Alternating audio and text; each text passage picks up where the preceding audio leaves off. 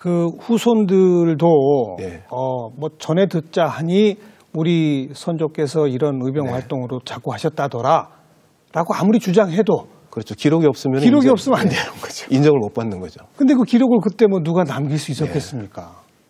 그래서 안타까운 거는 예를 들어서 의병만 하더라도 의병장급은 그래도 기록이 많이 남아 있습니다.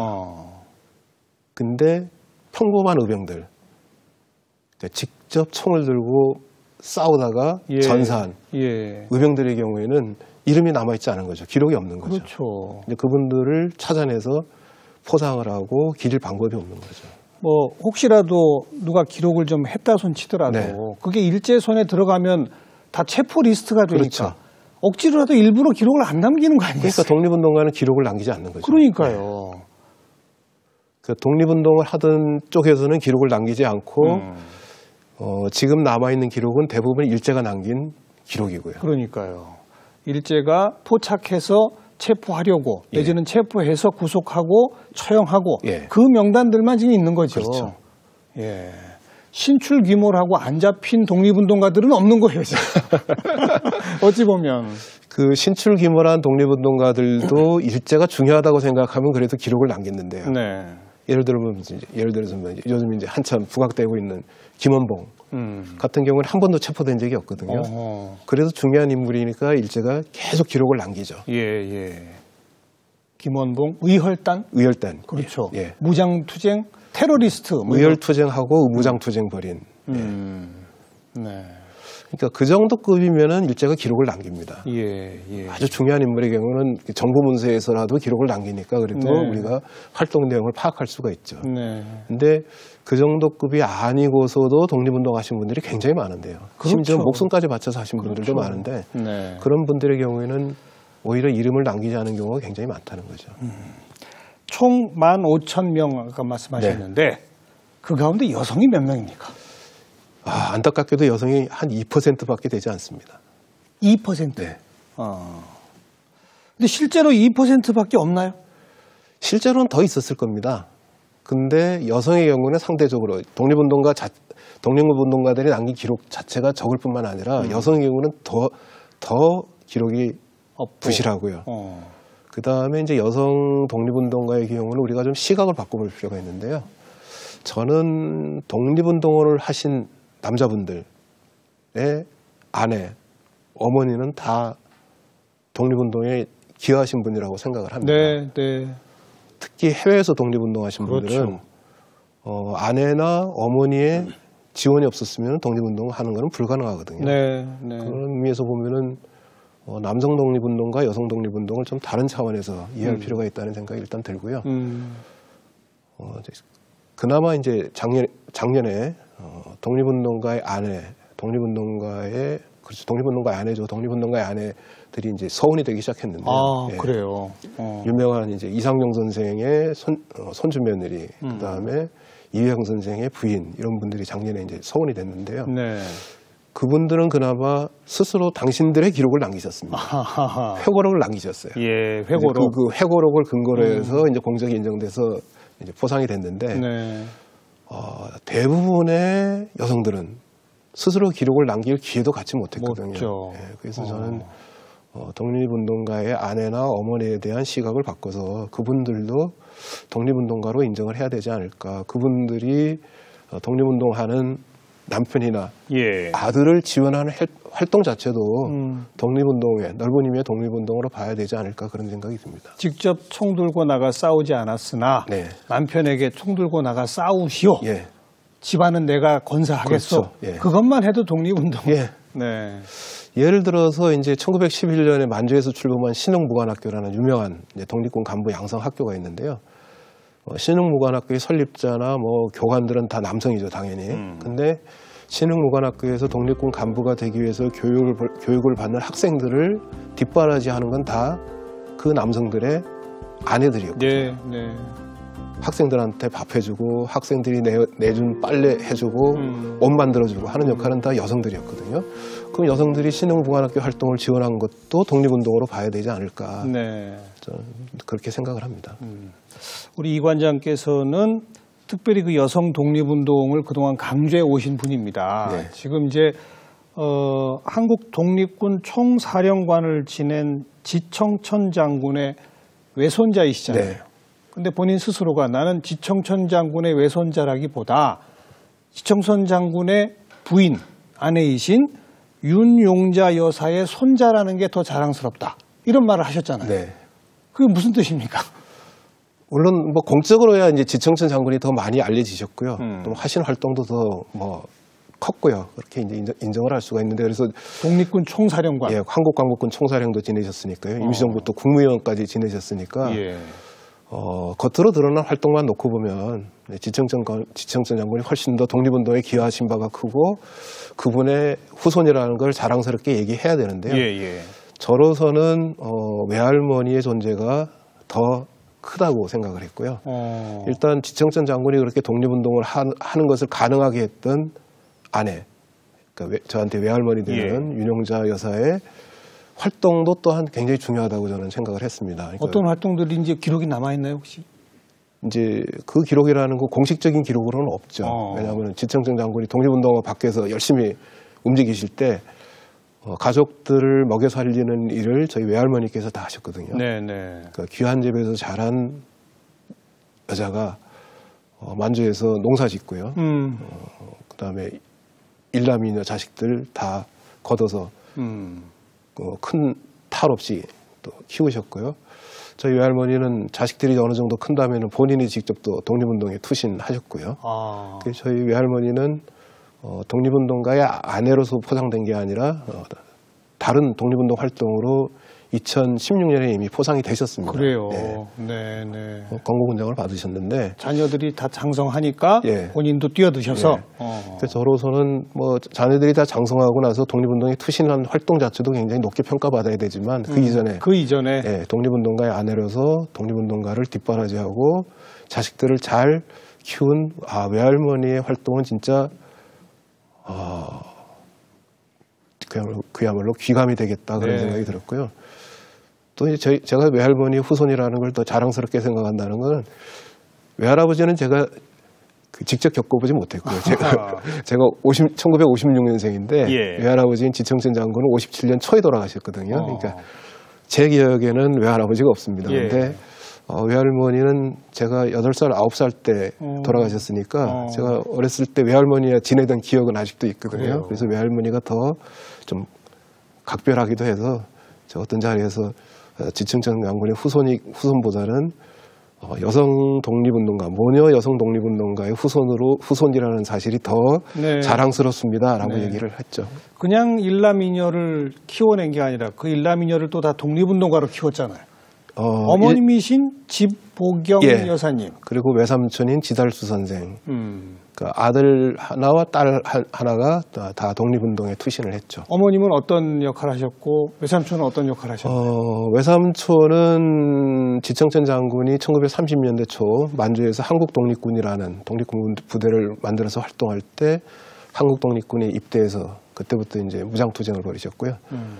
저희 어머니는 1938년에 임시정부가 머물고 있던 중국 유주에서 독립운동에 처음 투신하셔가지고 1940년 역시 한국광복군이 창군될 때 광복군으로 입대해서 여성광복군으로 활동하셨습니다. 네, 여성광복군. 네, 지금 뭐 인터넷 같은 데 많이 돌아다니는 한국광복군 성립 전례식 사진이 있는데요. 기념사진이 있는데 기념사진에 보면은 4명의 여성이 군복을 입고 있는 것을 이제 확인할 수 있습니다. 그 4명의 여성 광복군 가운데 1명이 저희 어머니시죠. 아, 그래요? 네. 그 사진에? 예.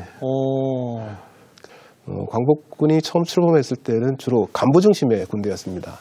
아무래도 중국 충칭에서 창군이 됐는데 충칭이라는 곳이 동포들이 많이 살고 있지 않은 지역이니까 광복군이라는 군대를 출범시켰는데 사병들이 별로 많지 않았습니다. 그래서 광복군이 초기 중요한 이제 과제가 사병들을 모집하는 거였습니다. 그래서 사병들을 모집하기 위해서는 이제 동포들이 많이 사는 지역에 가서 모집 활동을 해야 되죠. 그걸 이제 초모 활동이라고 부르는데요.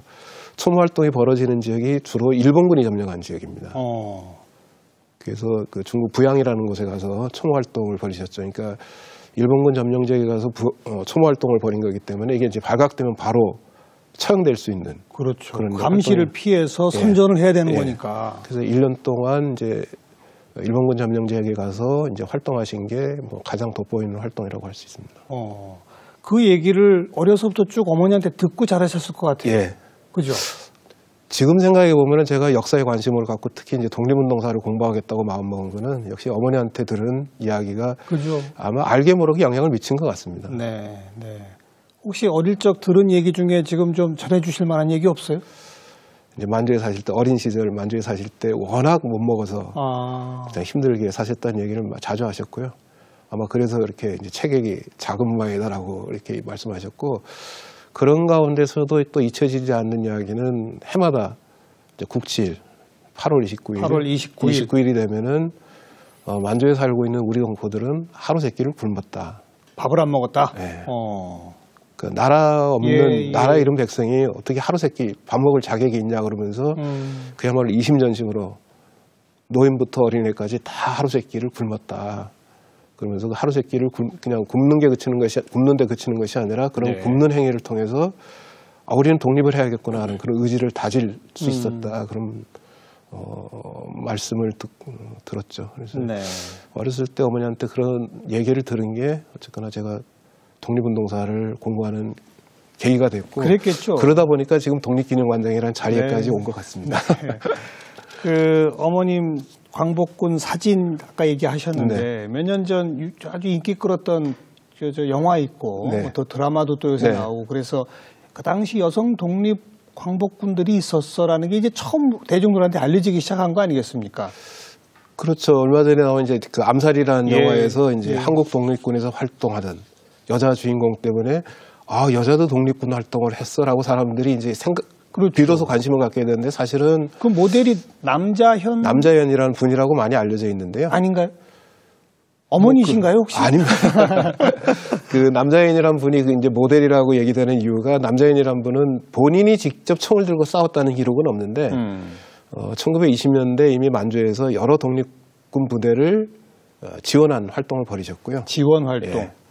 그 다음에 1920년대에 이미 그리고 조선 총독을 암살하려는 계획을 세우게 됐고요. 또 1930년대 다시 또 이 당시 일제가 만주사변을 벌이고 만주국이라는 괴뢰 국가를 세웠을 텐데 만주국의 일본 대사이자 일본이 만주를 침략하는데 앞장선 일본 육군 관동군의 사령관 무또라는 일본 육군 대장이 이제 겸직을 하고 있었는데요. 그 무또 육군 대장을 암살하려는 계획을 세웠다가 사전에 발각돼가지고 체포돼서 옥송에서 순국을 하십니다. 그런 활동을 벌이신 분이기 때문에 그러니까 무장투쟁, 의열투쟁에 모두 관여하신 분이기 때문에 맞아요. 예, 암살의 주인공이 남자연 여사를 모델로 한 것이 아니냐 뭐 그런 얘기가 많이 나왔었죠. 계획을 세워서 영화에서는 실행까지 갑니다만 그렇지는 못했고 그분은 이제 계획 단계에서 체포돼서 순국하시죠. 그리고 뭐 우리가 모두 아는 유관순 열사. 독립기념관이 올해 1월에 독립운동가가 바로 유관순 열사이시죠? 그렇죠. 유관순 열사에 대해서는 혹시 우리가 좀 잘못 알고 있거나 부족하게 알고 있는 게 있습니까? 유관순 열사에 대해서는 뭐 그래도 국민들이 많이 아시는 것 같고요. 왜냐하면은 초등학교 교과서에서부터 유관순 열사에 대해서는 다 가르치기 때문에 유관순 열사에 대해서는 그야말로 지나칠 정도로 많이 아시는 것 같고요. 특히 이제 뭐 학생이나 시민들을 대상으로 해서 이제 강의를 하다 보면은 독립운동가 그러면 가장 많이 먼저 생각하는 게 유관순 열사입니다. 뭐 그 정도로 많이 알려지셨으니까요. 그밖에. 근데 이제 안타까운 건 뭐냐면은 요즘에 여성 독립운동에 대한 관심이 높아졌는데요. 그런 가운데서도 여성 독립운동가 그러면 다 유관순 열사만 기억을 하는 거예요. 그 외에도 많은 여성 독립운동가가 있었는데 많지는 않지만 그야말로 뛰어난 활동을 한 여성 독립운동가가 많이 있는데 다 유관순 열사를 기억하는 거로 여성 독립운동에 대한 생각은 다 정리해버리는 것 같아서 좀 안타깝긴 합니다. 그 밖에 우리가 꼭 기억해야 할 분으로 한두 분만 좀 소개해 주신다면. 뭐 아까 얘기한 남자연 여사도 그렇고요. 또 이제 안경신이라는 분이 있는데요. 이분은 임신한 몸으로 당시 독립운동가들을 탄압하는 기관으로 악명이 높던 평양경찰서를 폭파하려고 했습니다. 본인이 직접? 임신한 여성인데. 뭐 그런 분도 특별히 기억할 만하고요. 그다음에 이제 여성의 정치 활동이라는 측면에서 보면은 한국에서 그야말로 선구자적인 활동을 벌이신 김마리아라는 분이 있습니다. 김마리아 여사. 김마리아 여사는 1919년 일본 도쿄 유학생들이 벌인 28 독립선언에도 관여하셨고요. 네. 국내에서 벌어진 3.1 독립선언과 만세 시위에도 또 관여하셨고요. 옥고를 치르고 난 다음에 석방된 다음에는 대한애국 부인회라는 단체까지 만들어서 또 활동을 하시다가 역시 체포돼서 징역 3년형을 얻어봤는데 병보석을 얻어서 병보석을 얻으면 뭐 워낙 고문을 받아가지고 몸이 다 망가졌으니까요. 병보석으로 풀려났을 때 바로 이제 상해로 망명해서 대한민국 임시정부의 국회에 해당하는 임시의정원의 의원으로 활동을 하십니다. 네. 그러니까 어떻게 보면은 대한민국 최초의 여성 의원이라고 여성 정치인. 예, 여성 의원이라고 할 수 있죠. 그러네요.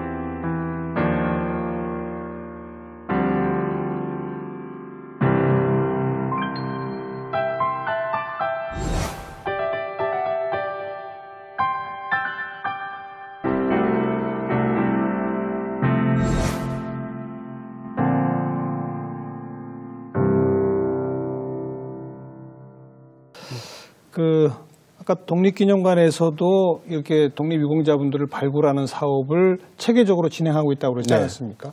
거기서 특별히 여성 독립운동가 파트를 또 담당하는 이런 분들도 좀 있습니까?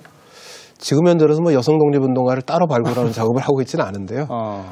아무래도 제가 여성 독립운동에 관심이 많으니까요. 제가 좀 각별히 좀 살펴볼 예정입니다. 네. 그런 자료들은 지금 독립기념관 자체에 있습니까? 아니면 딴 데다 흩어져 있습니까?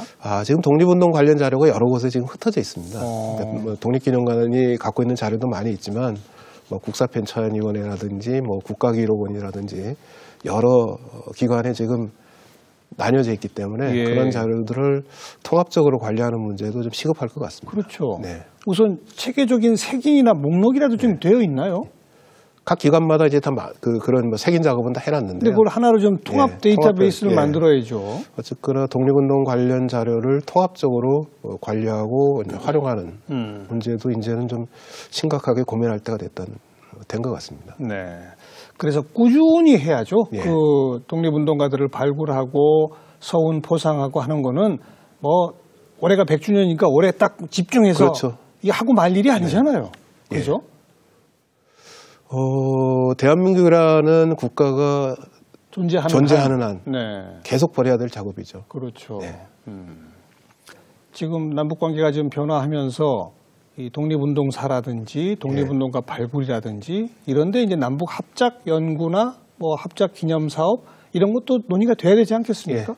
북한에는 우리의 독립기념관과 같은 시설이 있나요? 한 10년 전에 독립기념관이 평양에 있는 조선혁명박물관과 MOU를 체결하려고 한 적이 있습니다. 그러니까 성사 일보 직전까지 갔다가 이제 정부가 바뀌면서 무산된 적이 있는데요.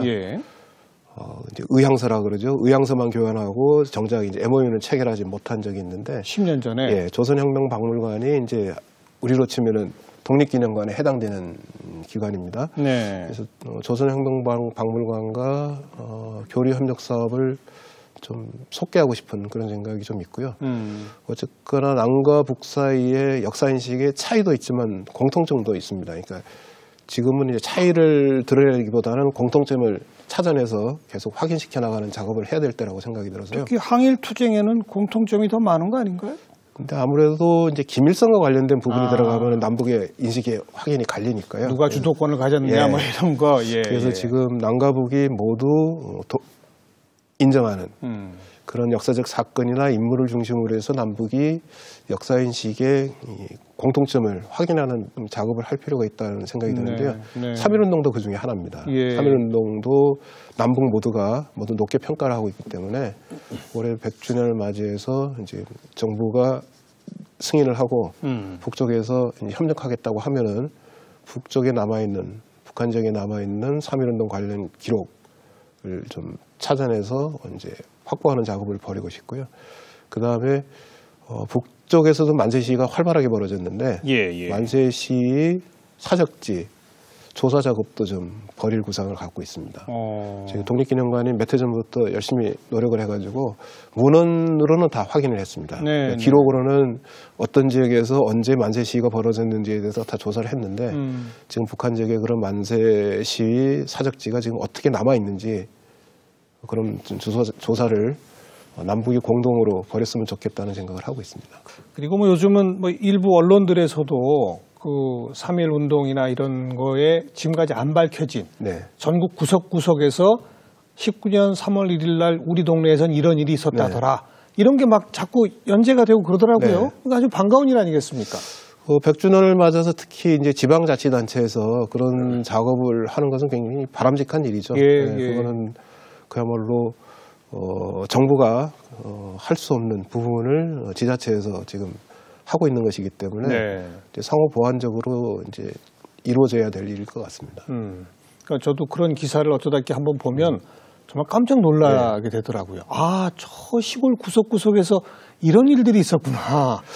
근데 안타까운 거는 그런 작업을 사실은 해방된 직후에 했으면은 훨씬 더 풍부한 물론이죠. 일이 그 당시에는 누구나가 다 알 수 있는 내용이었죠. 그러니까요. 누구나가 다 알던 내용이었죠. 근데 그런 일을 70년 이상 안 하다가 이제 하려고 하니까 이 지방에서 전해지는 얘기가 정말 맞는지 확인하기도 사실은 좀 힘들고요. 구전되는 내용이 정말 맞는지 확인하는 작업도 좀 힘들고 그런 안타까움이 있습니다. 이제라도 조금씩이라도 해야죠. 마지막으로 이 시청자분들께 독립기념관 한번 오십시오. 소개 말씀으로 정리하겠습니다. 그 독립기념관은 국민의 성금으로 만들어진 시설입니다. 독립기념관의 주인은 국민 여러분입니다. 그래서 국민 여러분이 만든 독립기념관을 언제든지 찾아오셔서 독립운동가들의 추구했던 꿈, 이상, 그래서 우리에게 남겨진 유산, 이런 것들을 다시 한번 되새겼으면 좋겠습니다. 그리고 올해가 특히 대한민국으로서는 굉장히 뜻깊은 100주년이 된 해이기 때문에 2019년 한 해가 가기 전에 독립기념관에 꼭 방문해 주셨으면 좋겠습니다. 이준식 독립기념관 관장, 좋은 말씀 잘 들었습니다. 고맙습니다. 고맙습니다.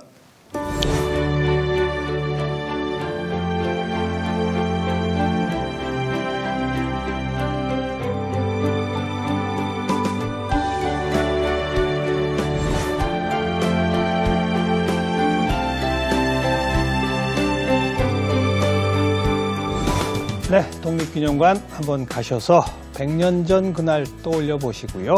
앞으로의 100년 후를 한번 설계해보는 그런 뜻깊은 날 가져보시기 바라겠습니다. 다음 시간 다시 뵙겠습니다. 안녕히 계십시오.